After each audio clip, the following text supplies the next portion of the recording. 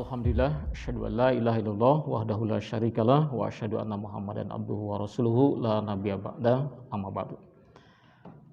Para santri sekalian yang duduk di kelas 8 Sanawiyah, alhamdulillah pada kesempatan ini kita bisa berjumpa walaupun tidak secara langsung, walaupun tidak tatap muka, tapi kita tidak memutus untuk terus menyambungkan pelajaran-pelajaran yang sudah kita pelajari sebelum-sebelumnya. Baik, kita lanjutkan materi pembelajaran fikih yang tercantum dalam kitab hadis-hadis yang tercantum dalam kitab Bulughul Maram. Nah, kitabnya seperti ini ya.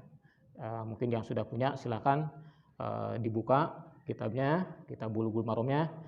Dan kita buka sekarang yaitu babu izalatin najasati wa bayaniha. Nah, jadi kita buka bab izalatin najasati, bab tentang menghilangkan najis, wa bayaniha dan penjelasannya. Kalau ya di halaman 16 ya. Baik, di bab tentang menghilangkan najis dan penjelasannya di sini hadis yang pertama ya, kalau nomornya nomor 22 dicantumkan di bab ini, yaitu yang pertama adalah hadis riwayat Imam Muslim dari sahabat Anas bin Malik. Hadisnya adalah ya an Anas bin Malikin, dari Anas bin Malik radhiyallahu anhu, semoga Allah meridainya. Qala, ia berkata, kata Anas, su'ila Rasulullah sallallahu alaihi wasallam, pernah ditanya Rasulullah sallallahu alaihi wasallam anil khamri, tentang khamar, tutakhudu kholan, yang dijadikan cuka. Tahu cuka ya? Itu yang suka dipakai masak itu, atau campuran makanan. Nah, jadi Nabi dulu pernah ditanya tentang khamar yang dijadikan cuka. Qala, Nabi bersabda, jawab Nabi, la, tidak boleh, katanya, tidak boleh dimakan. Akhrajahul Muslim, meriwayatkan Imam Muslim dan juga Imam Tirmidzi. Hadis ini derajatnya sahih dari sisi sanad. Nah, baik, jadi seolah-olah di sini ya secara sepintas hadis ini akan tadi terbaca ya, jadi seolah-olah cuka itu haram menurut hadis ini. Tapi sebetulnya di hadis-hadis yang lain dan para ulama pun sudah banyak menjelaskan gitu ya, sebetulnya ya cuka itu tidak haram karena berbeda dengan khamar gitu ya, karena berbeda dengan khamar. Tapi di sini kenapa Nabi melarang atau mengharamkan? Nah, yang diharamkan oleh Nabi di sini sebetulnya bukan cukanya, tapi di sini pembuatan cuka yang bahannya itu, yang proses pembuatannya itu menggunakan bahan dari khamar begitu ya, dari khamar, dari barang yang memabukkan. Nah, karena prosesnya anil khamri tercampur dengan khamar, maka akhirnya ya si cuka tersebut tidak bisa dikonsumsi, tidak boleh begitu. Jadi walaupun kadar khamarnya itu sedikit gitu. Nah, baik, jadi kita sedikit urai sebagai bahan pengetahuan. Jadi yang disebut khamar itu adalah barang yang memabukkan. Jadi tidak hanya sekedar minuman khamar itu. Jadi khamar itu segala sesuatu yang memabukkan. Nah, itu disebutnya khamar dan itu tidak boleh dikonsumsi. Nah, di mana hal tersebut tercampur dengan khamar gitu ya, makanan sebuah makanan atau minuman tercampur dengan khamar, maka ini jadi haram. Nah, jadi khamar itu bukan artinya bukan alkohol, beda ya gitu ya. Jadi khamar itu segala sesuatu yang memabukkan. Nah, jadi nanti kalau alkohol, nanti ada alkohol yang termasuk bagian khamar, ada juga alkohol yang bukan homer begitu. Jadi ada alkohol yang tidak memabukkan. Nah itu tentu kalau tidak memabukkan itu namanya bukan homer. Seperti alkohol yang ada di yang ada di beras atau di tape begitu ya, yang kita suka makan tuh. Nah itu kan juga mengandung kadar alkohol yang tinggi. Tapi alkohol di situ bukan bagian dari homer gitu. Jadi tidak haram alkohol yang ada di nasi atau apa yang ada di beras itu ya. Itu, dan memang tidak ada kasusnya orang yang mabuk setelah makan nasi, tidak ada. Baik, jadi sekali lagi homer itu barang yang memabukkan. Nah, di mana sesuatu yang sudah tercampur dengan barang yang memabukkan itu, maka akhirnya menjadi haram. Walaupun saat dikonsumsi, walaupun saat dimakan atau diminum tidak memabukkan, tapi karena sudah tercampur dengan homer yang memabukkan itu, maka akhirnya ya makanan atau minuman tersebut menjadi haram. Ya mungkin di kita banyak minuman-minuman seperti itu ya, banyak minuman-minuman yang kadar alkoholnya rendah, ada yang 1%, bahkan ada yang 0% begitu. Nah, sehingga ketika diminum, ketika dimakan tidak memabukkan. Tapi kalau memang sudah karena barang itu sudah tercampur dengan homer yang memabukkan itu, ya akhirnya menjadi haram. Baik, jadi yang diungkap oleh Nabi di sini, jadi holan yaitu cuka yang tadi bahan bakunya tercampur dengan homer. Maka oleh karena itu di sini Nabi menjawabnya, ya la, tidak boleh begitu. Adapun proses-proses pembuatan cuka yang memang tidak mengandung homer, yaitu silakan. Ya, mungkin yang ya cuka-cuka yang sekarang yang kita sudah sering pakai. Baik para santri sekalian, nah ini jadi hadis yang pertama yang tercantum dalam bab menghilangkan najis begitu. Nah, ini apa hubungannya ya begitu? Apa hubungannya ini? Babnya bab menghilangkan najis. Tapi kenapa ada hadis tentang homer, tentang cuka ini begitu ya?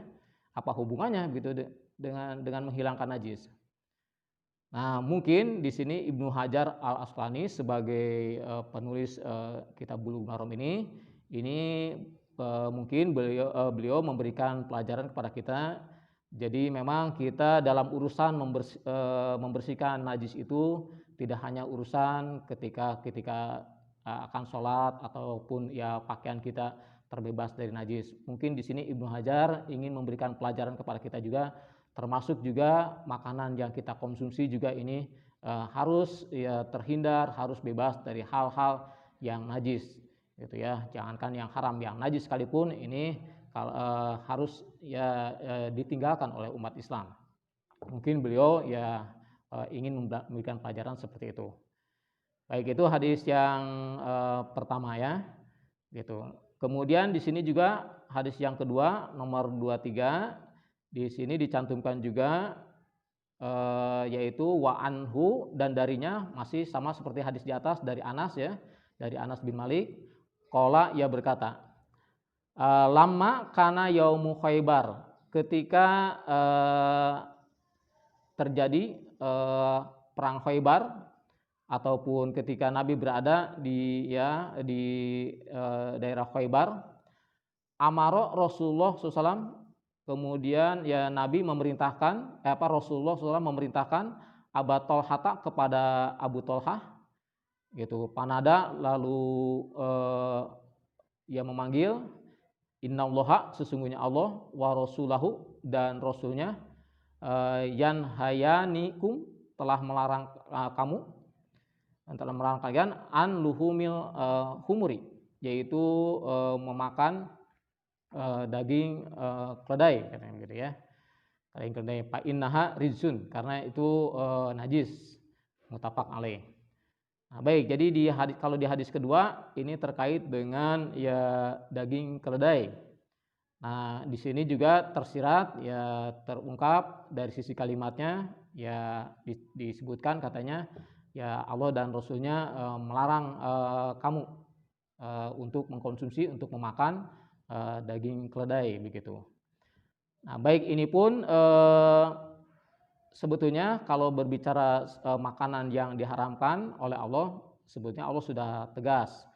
Jadi dalam Al-Qur'an Allah sudah menegaskan, sudah membatasi, yaitu bahwa yang diharamkan itu adalah darah, kemudian bangkai, kemudian daging babi dan sembelihan bukan karena Allah.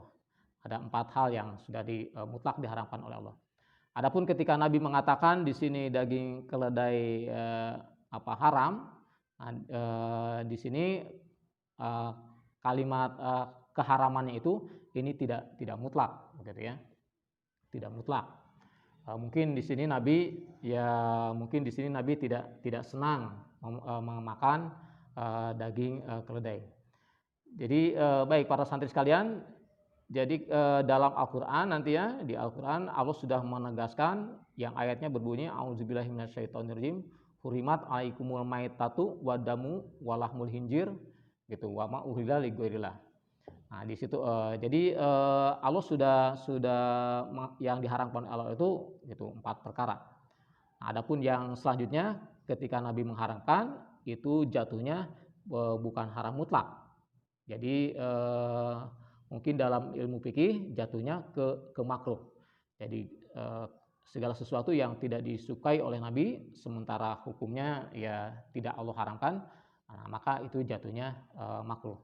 Nah, jadi termasuk daging keledai ini gitu ya. Ya kalau kita mau mempertegas hukum ya paling jatuhnya ke makruh begitu. Baik para santri sekalian, nah jadi sebagai ya tambah pengetahuan saja untuk kalian, jadi apa yang disabdakan oleh Nabi terkait dengan haram ataupun terkait dengan wajib, misalkan kalau Nabi mengatakan seperti itu, tentu tingkat keharaman ataupun tingkat kewajiban yang disabdakan oleh Nabi tentu tingkatannya tidak semutlak atau tidak setingkat dengan haram yang difirmankan oleh Allah. Jadi kalau Nabi mengatakan sesuatu harus dilakukan dengan kata-kata wajib, itu paling jatuhnya ke sunnah muakkad kalau kata para ulama. Jadi sunnah yang ditegaskan gitu ya. Kemudian kalau Nabi mengatakan sesuatu itu haram sementara Al-Qur'an tidak mengharamkan, nah itu juga jatuhnya ya paling ke makruh. Baik, jadi apa yang diharamkan oleh Nabi, apa yang diwajibkan oleh Nabi gitu ya. Ini tingkat kewajiban, tingkat haramnya tidak setingkat dengan apa yang diharamkan oleh Allah. Baik gitu ya. Jadi ya materi untuk hari ini ya, terkait dengan masalah membersihkan najis. Nah, jadi hadis yang kedua juga yang barusan kita bahas, ini juga kalau kita lihat kalimatnya, ini sepertinya tidak nyambung dengan judul gitu ya. Tapi ternyata Ibnu Hajar menyantumkan hadis tentang daging keledai ini di bab membersihkan najis. Nah, artinya di sini mungkin beliau ingin memberikan pelajaran terhadap kita bahwa kita ini memang untuk menghindari najis, untuk menghindari sesuatu yang tidak baik, ini tidak hanya urusan pakaian, urusan badan yang harus bersih dari najis, tapi juga termasuk kita juga makanan yang kita konsumsi juga ini harus sesuatu yang baik.